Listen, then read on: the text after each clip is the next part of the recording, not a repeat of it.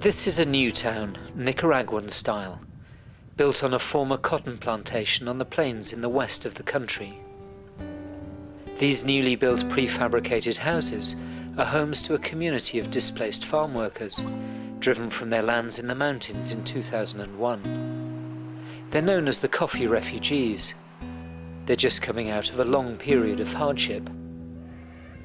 The Christian charity Nueva Esperanza, which helps rural communities in Nicaragua find ways to lift themselves out of poverty, has stood by the coffee workers in their struggle. After many years of waiting, we finally managed to resolve a very difficult legal situation with the land, passing the land by an act of parliament to the local mayor, and from there it's much easier to divide it up and to pass the land over to the individual families. Maxima Castillo is a mother of 2 boys. Aquí son los cuartos, donde dormimos, donde duermen los niños. She's really proud of her 3-room home on its plot of land. ¿Y acá? Y aquí dormimos nosotros. Entren pues. Aquí. It's a big improvement on the plastic sheeting that gave her family shelter when they first arrived here. Era horrible. Okay, this is where they used to live for the last 6 years. Whenever there was heavy rain, everything in the floor would just be completely flooded.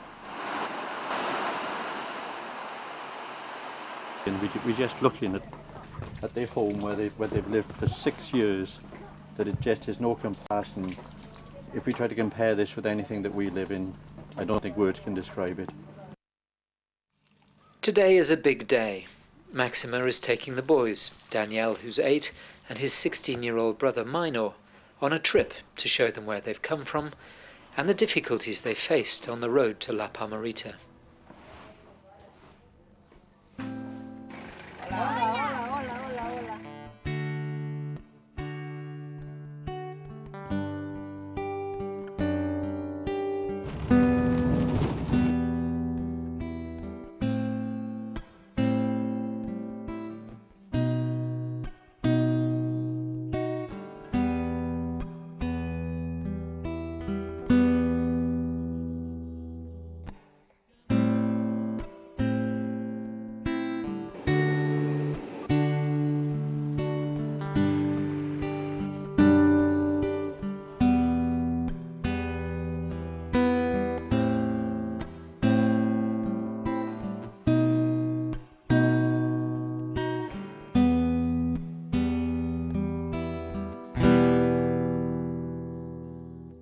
It's taken all day to drive to the workers' cooperative at La Isla, high in the mountains above the city of Matagalpa. It may seem like a long journey, but it's nothing compared to the one that faced Maxima when she and the boys left here 6 years ago. The coffee became one of the, very cheap, and it wasn't enough to pay the people and to pay all the production of the coffee to get it done. At the time, the World Bank was encouraging countries in the developing world to look to coffee as a crop on which to build their futures. The plan was so successful that the price in countries like Nicaragua, which already depended on selling coffee, plummeted. There were some people who was working for nothing, just to have a place to live, and expecting that in the future the coffee price will increase, and therefore they will get paid in a month time or a year time or something like that, but it didn't happen. Tens of thousands of coffee workers like Maxima were left in poverty. Evicted from their homes when banks repossessed the bankrupt plantations, or simply leaving because there was no work, no food and no future, they poured out of the mountains and marched on the government in Managua. It's 6 hours away from here by car, but it took them a full year to get there. Cuando nosotros emprendimos el camino para Managua, tuvimos muchos contratiempos. Entonces los quedábamos en una parte, los quedábamos en otra parte, así donde los cansábamos de caminar, ahí los quedábamos, porque los niños se los cansaban. En el camino habían unos que se enfermaban, hubieron unos que se los murieron, en el camino se los murió un viejito.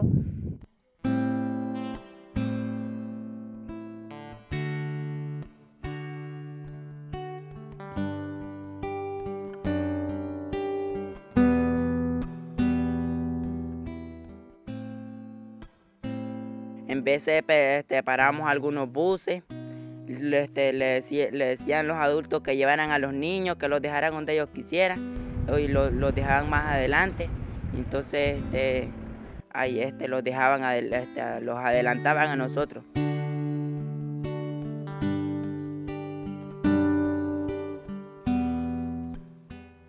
It's hard to picture what would make people leave fertile, productive land like this to live on the roadside at the mercy of the weather and on the handouts of strangers. But leave they did. Maxima, with Minor just 8 years old at the time, at her side, and Danielle, who was little more than a babe in arms. Camionetas de verdura, y los decían que nosotros agarráramos lo que quisiéramos. Entonces nosotros agarramos lechuga, tomate, cebolla. They were actually living on the road. They were walking during the day and stopping where the night got them. En un lugar que le llaman las calabazas. Ahí tuvimos un día porque la gente de allí pues no los quiso. No quiso que nosotros estuviéramos ahí y dijeron que los iban a golpear. Entonces nosotros salimos muy de mañanita. They spent 3 months at this busy junction en route to the capital.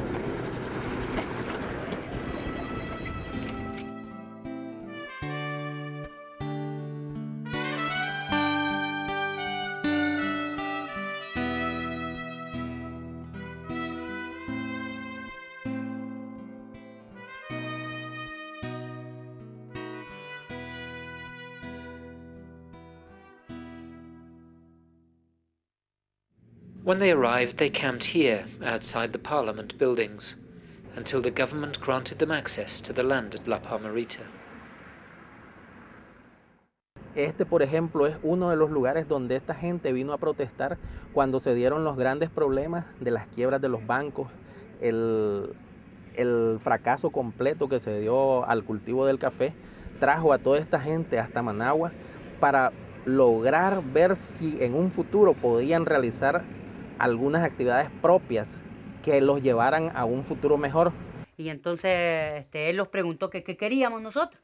Entonces nosotros le dijimos que queríamos que los ayudara, pues, que los diera un pedacito de tierra para trabajar y que queríamos pues un plan techo o algo pues que él los diera para cubrirlos del sol y de la lluvia. Dormíamos debajo de los palos. Nos regalaron unas casitas de plástico. Fue mejor porque allí no los mojábamos y debajo de los palos los mojábamos.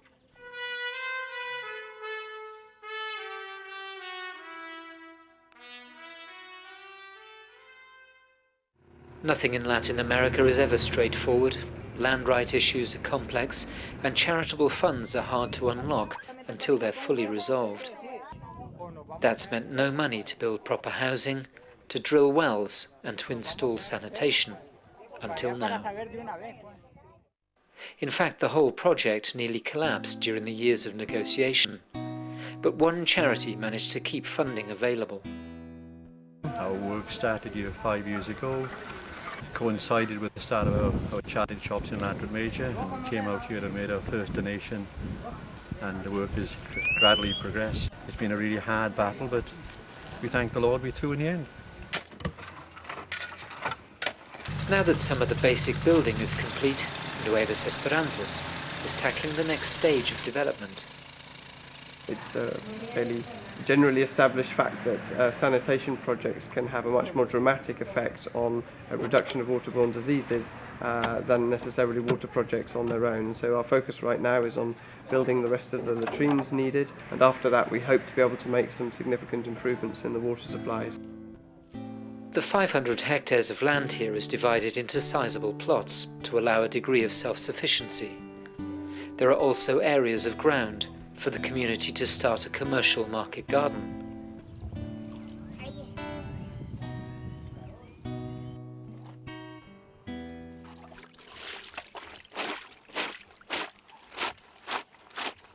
And for Maxima, this feels like a rich land on which to grow her young family.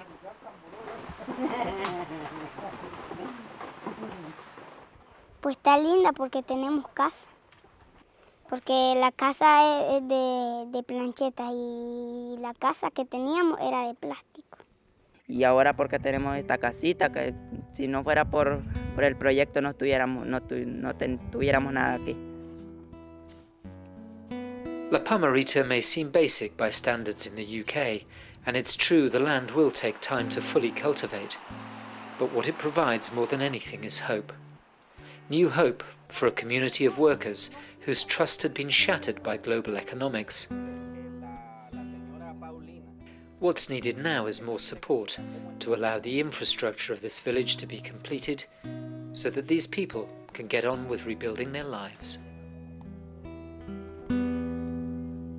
Well, it's very interesting to think about where La Palmerita will go in the future, and actually we have the advantage here of seeing a number of similar projects which have been done, particularly after Hurricane Mitch in 1998. It's very interesting to see some of those more mature projects that started off in exactly the same conditions but now have a really well-established community infrastructure, lots of trees, streets, everything that you would expect to see in a rural community. Live over there. I can look at her eyes and it makes it all worthwhile. I think they are still struggling in their life, wherever they are. Y a través de su lucha lograron conseguir un terreno para poder vivir, para poder sembrar y poder criar a su familia. Sin embargo, hasta ahí no se solucionan los problemas. Por tus llagas liberado, Señor. Por tus llagas fui yo salvado, Señor. Soy feliz, pues todo lo puedo en Él. Pues todo lo puedo en Él. Pues todo